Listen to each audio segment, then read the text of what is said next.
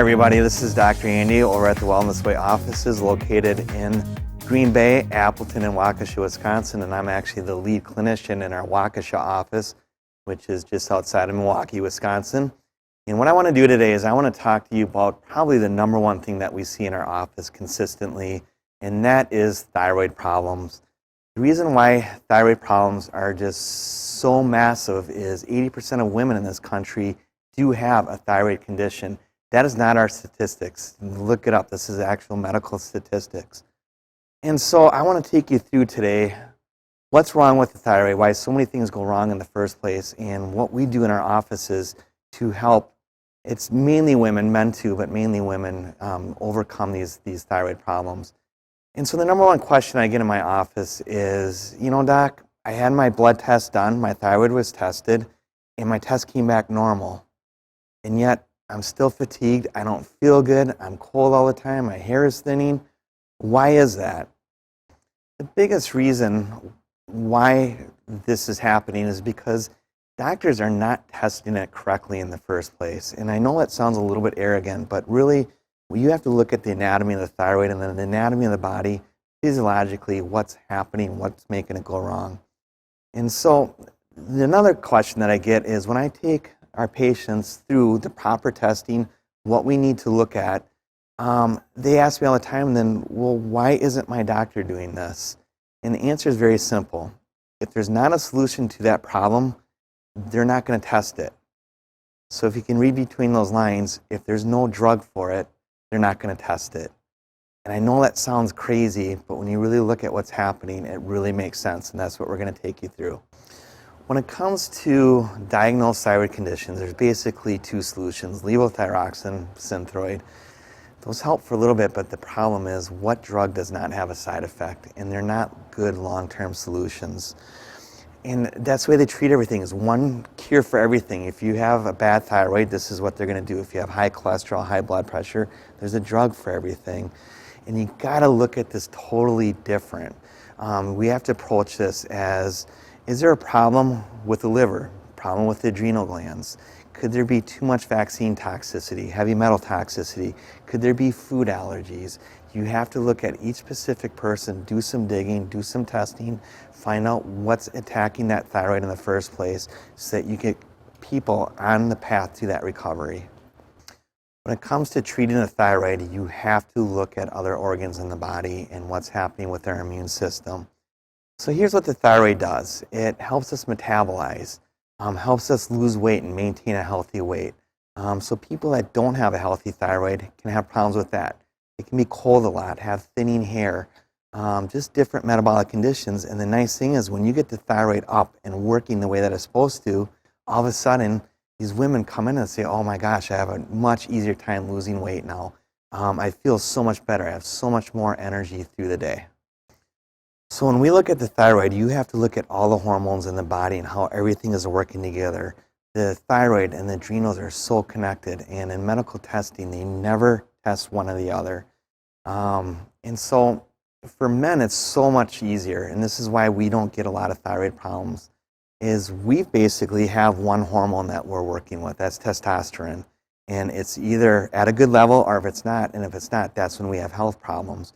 For women, it's so different because you have so many hormones that you're working with that if one goes off, another spikes up, that declines, another spikes up, and it's just this cascade that's deteriorating and leads to thyroid conditions. This is why women are so much sicker than men today. This is why our offices are literally filled with 80-90% women. It's not that men don't get sick, it's just there's so many different hormone problems that are happening. So let's look at the thyroid gland. It provides us energy. It helps work with other hormones that regulate homeostasis in our body, and it metabolizes fat. So basically what it's doing is it's metabolizing with other hormones to give us what we need every single day. So when we look at the thyroid, it's a gland that sits in our neck. It wraps around our esophagus and our air pipe. And so one of the first questions I ask my patients when we suspect a thyroid problem is, do you feel a constant lump in your throat? And most of the time the answer is yes if they have a true thyroid problem, because it just makes sense that thyroid swells and puts pressure on those areas. So as we're looking at the thyroid gland, I'm actually going to jump away from there and confuse you even more, because we're going to jump up to a small little gland in our head called the pituitary. Here's what the pituitary does, is it releases a hormone called thyroid stimulating hormone that basically goes through and tells our thyroid to produce more hormones. Very simple process. In fact, this is what levothyroxine and Synthroid are based on, is our TSH levels.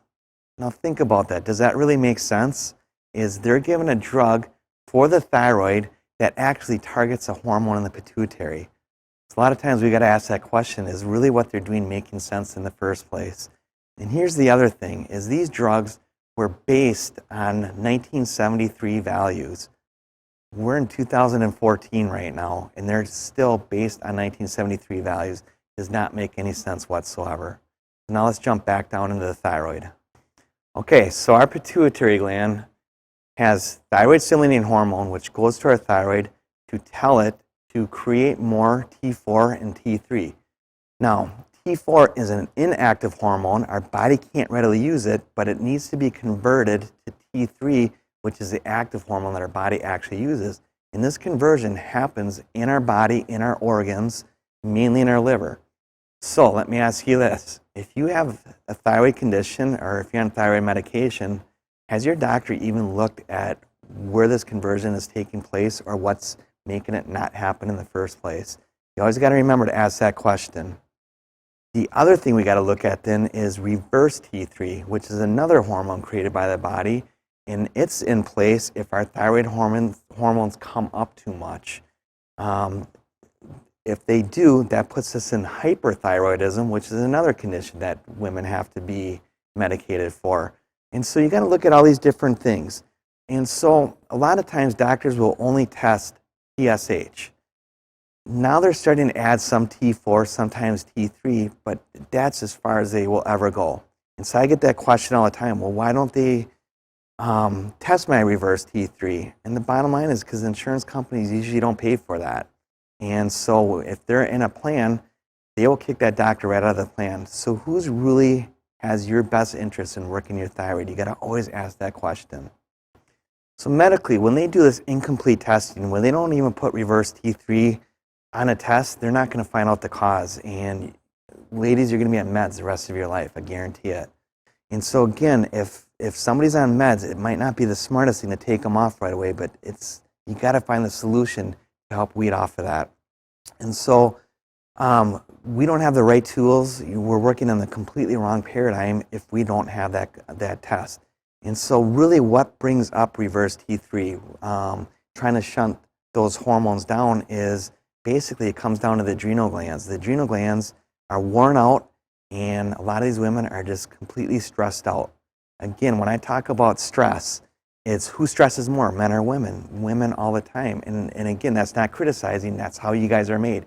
You guys can do 14 things at one time. Men, we can only really focus on one, maybe two things at a time. And so that creates more opportunities for stress. We always say, who stresses more? Women. Who causes them more stress? Men. So we always got to look at that. So let's look at those adrenal glands. If you don't test the adrenal glands, it's kind of like having blurred vision, going to a doctor and him only testing one eye. It doesn't make complete sense. You got to get the whole picture there. And so when we talk about the thyroid hormone, we got to look at the adrenal glands. They are so interconnected. Bottom line, if the adrenal glands get worn out, the thyroid's going to go into hyperdrive, then it's going to start to wear down also. So ladies, how many of you have actually had your stress hormones tested, your cortisol levels? At the Wellness Way, we never guess. We always test.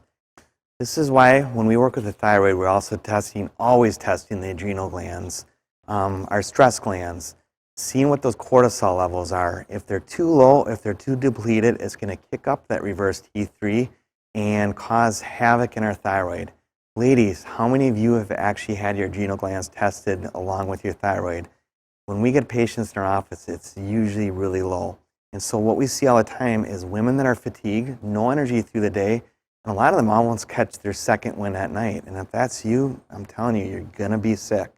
And so then we have to ask, if your daily cycle of hormones is out of balance, what is your monthly cycle going to look like? And it starts making sense because we get so many women that just don't have a normal monthly cycle. And then you have to look at what's going to happen through menopause. If the adrenal glands are contributing 50% of your hormones through menopause and your adrenal glands are completely depleted, you're going to go through a lot of problems going through menopause. And it's treated like it's a condition, like it's a disease, like a syndrome. And when you have normal adrenal hormones, your menopause is going to be pretty smooth. And you have to ask yourself, how many women are going to go through menopause? Everybody. And lastly, when we're talking about the adrenal glands, you have to look at chronic fatigue syndrome is the second highest diagnosis in this country. And we see this all the time. A lot of times people think it's just a thyroid problem. Well, the adrenal glands go hand in hand. If you don't have abundant cortisol, you're going to be chronically fatigued. The other big thing we see is a lot of infertility problems. Without proper hormones between the adrenal glands and thyroid, you're going to have huge fertility difficulties also. The last thing is when you look at levothyroxine or Synthroid, look at the side effects. And one of the contraindications that they clearly put on the box, on the warning label, is do not use if you have insufficient adrenal hormones. Does that make any sense to put somebody on a drug for the thyroid that can come from adrenal insufficiency and they never test that in the first place? Okay, so let's go back to the thyroid now. T3 and T4. Remember, T4 is inactive in our body. It's got to go through other glands, predominantly our liver, to be converted to T3 to be active and used by the body. And so a lot of times I'll see on a test, T4 is normal, but T3 is not normal. It's way below the level it should be. And right away, that means there's a conversion problem happening in the liver. Is our body too toxic? Is our diet too bad? Do we have a heavy metal toxicity? These are different things that we have to look at, mainly getting to the point where we can do a nice, thorough detox in the body, targeting the liver also. And that way you can get that conversion to start to happen again. When it comes to toxicity, we also have to watch what's happening with iodine. Iodine is the number one mineral that our thyroid needs on a daily basis to produce these hormones. And there's so many chemicals now that we're surrounded with. And they're halogens, bromide, chloride, fluoride. All these things basically take the place of iodine and steal that conversion.